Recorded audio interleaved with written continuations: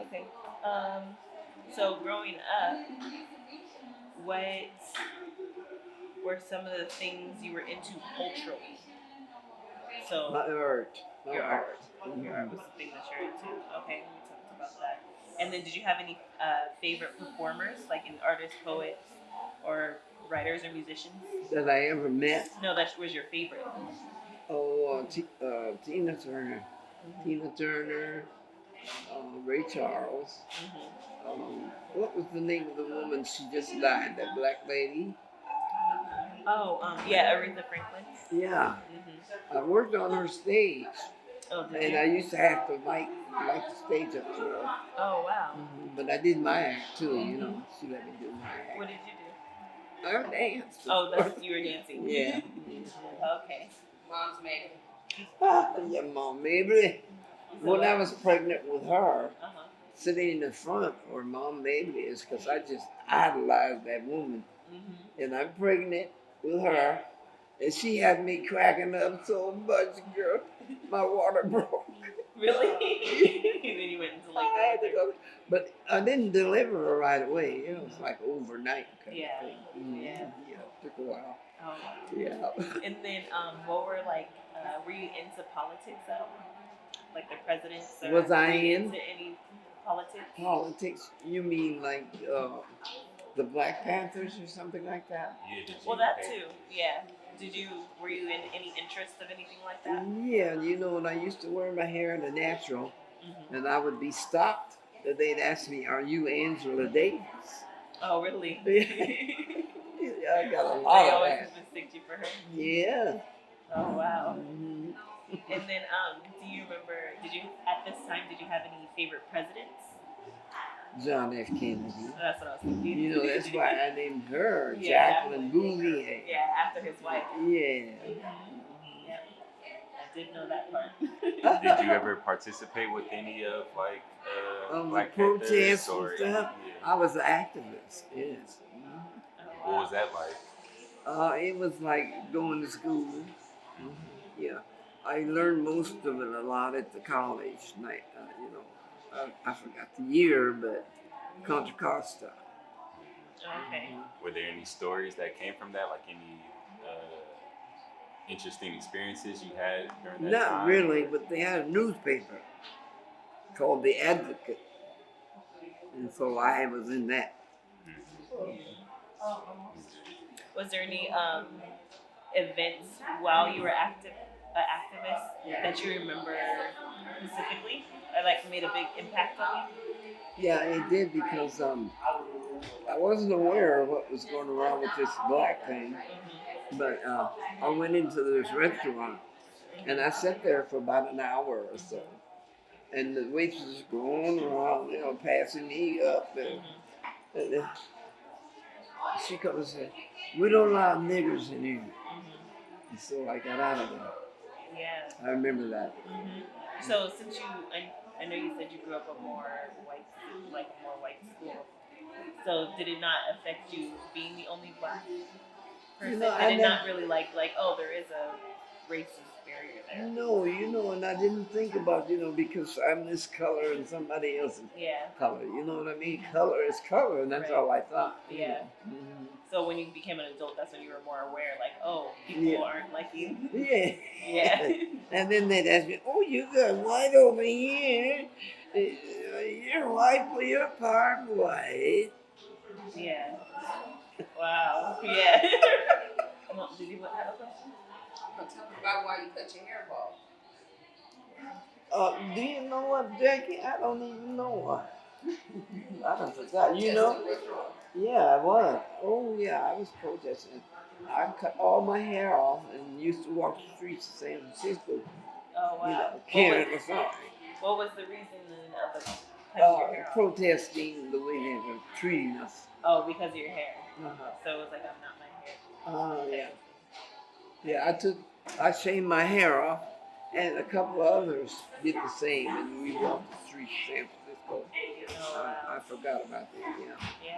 And Mom, so great, Mom. Yeah, You can't ask questions. We probably have better questions than Yeah, that's completely fine. If you have a question, just step in. Yeah, you never know. Sometimes I forget, boo.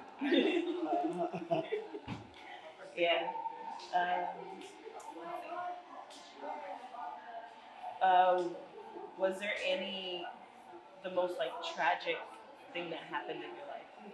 Yeah, the death of Robert Kennedy and John Kennedy that Mhm. affected me. I was out in the yard picking wild greens, Mhm. and I heard it over you know, the news Yeah. that John F. Kennedy got killed, Mm. and then shortly after that, his brother got killed, Mm. and then shortly after that, Martin Luther King got killed when Jeremiah was born, 1986. Mhm. Oh. 68. Yeah. Yeah. Mhm.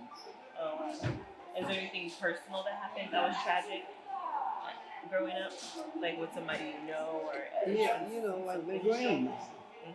Oh yeah. You. And then my grandma on my daddy's side, his mama was named Cassie Mae Suddeth. Mhm. And they lived in Louisiana, and she was 4 months pregnant, and they put her in a croaker sack.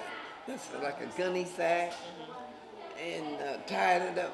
She's 4 months pregnant and threw her in the bayou. Oh wow. Drowned in my grandma. Both of them got killed violently. Oh wow. And then along comes my niece Mhm. with the head falling off. Yeah. Mm. Yeah. So I mean, it's Brutal. all this Yes. tragedy. Yeah. And then my mom told me that when she was eating at the table, that somebody knocked at the door, Mhm. and she was at her uncle's house, and it was the KKK, and they come in and took him outside, and the next day there was a box on the porch, and my auntie opened it up, and it was my uncle's head Wow. during those days. Yeah. Wow, that's crazy. Um, was there any life lessons that you learned, any major life lessons that you learned that you will pass down to the next generation? Well, my mother always used to say, it's nice to be nice, and it's nice to let people know you're nice. That was one lesson I learned. Yeah. Because I always thought I had to fight back, Mhm. but then I found the Lord when I made 40 years old. And it was a totally different kind of thing. Yeah. So at 40, it's like you found it on your own route. Your mom Yeah. pushing you towards that. Yeah. And I couldn't give you what happened, Mhm. but then I could. It was when Joe bumped his little head, he was 6, and him and Anna were playing in the kitchen. I'm pregnant with Boone. And I heard Joe scream. You could hear him like 3 blocks. I went in there, and his little eye closed. Oh wow. He hit his head on a chair or something. I took him to the doctor. They said, Miss Jackson, your son has been injured. He's got a blood clot, not in his brain, but on his brain. And they showed me his head, and he had a big blood clot about this big. They said the size of 2 grown men's fists.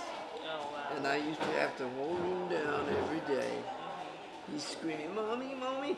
They never gave him no pain shot or anything. Oh wow. And that went on for 17 days. And the Spirit told me to take him to the church. A cousin of mine belonged to this church on the 15th and Cutting. And I took him there. My cousin told the pastor that I was there for my son. And so the pastor said, bring the little child up. So I brought him up in the front. And when I saw the pastor's hand getting ready to go on his head, my mind went all the way to Arabia. Went all the way to where? Arabia. Oh. My mind traveled. Mhm. That was an experience that I had. And when I came back, my kids were talking to me, Mom, couldn't hear a word they were saying. All I could see was their little mouth going like this. I went in the room, opened my Bible, Lord. No, I had no my Bible. I said, Lord, if you show me what's going on today, I will name my baby after whatever book.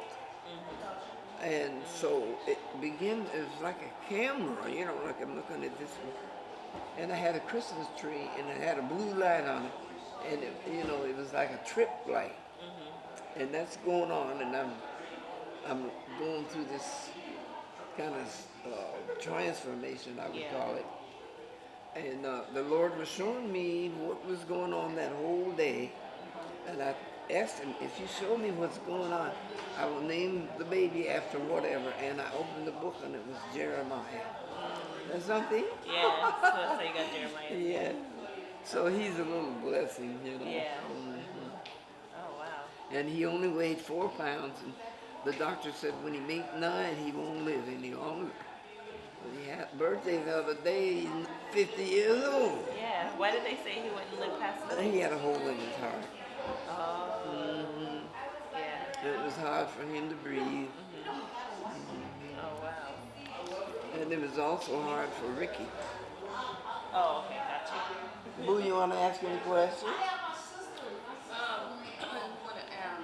Maybe tell them a little bit about why maybe you wanted to commit suicide. Is that too deep? That's Is that too deep? I tried it 11 times, darling, 11? and I'm still here. Yes, 11. But George used to take things and stick them in my eyes. And George was Tito's daddy. okay. In the dark. And, I didn't like that. But I felt like killing myself after that. I didn't feel. So I went and got on a city bus, and the bus driver looked at me, and he didn't even charge me no money. I guess he knew something was wrong with me. Got to San Francisco. I said, I want to catch a cab, talking to myself. So I get a cab, and I said, I want to go to Golden Gate Bridge. He said, all right, ma'am. So when we get to the front of the bridge, I said, let me out here, sir. He said, I'm sorry, ma'am, I can't let you out here, but I can let you out on the other side of the bridge. So I said, okay, he let me out. I got a suitcase in my hand, 2 wigs and 3 nightgowns. And I said, wherever I'm going to be looking pretty.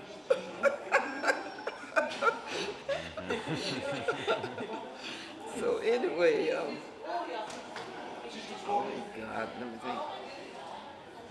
The cab driver let me out on the other side of the bridge, and I'm going up this kind of like an inclined plane, trying to find the entrance to the bridge. So I finally found it.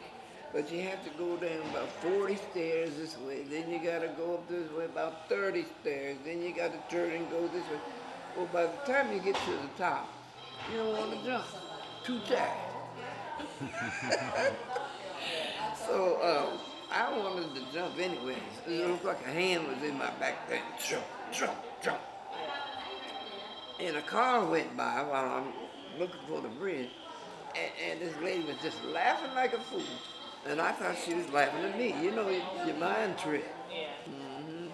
And so there's a span there that you have to crawl across before you can get to the part where you jump. So I got my leg hiked up. In the meantime, backing up.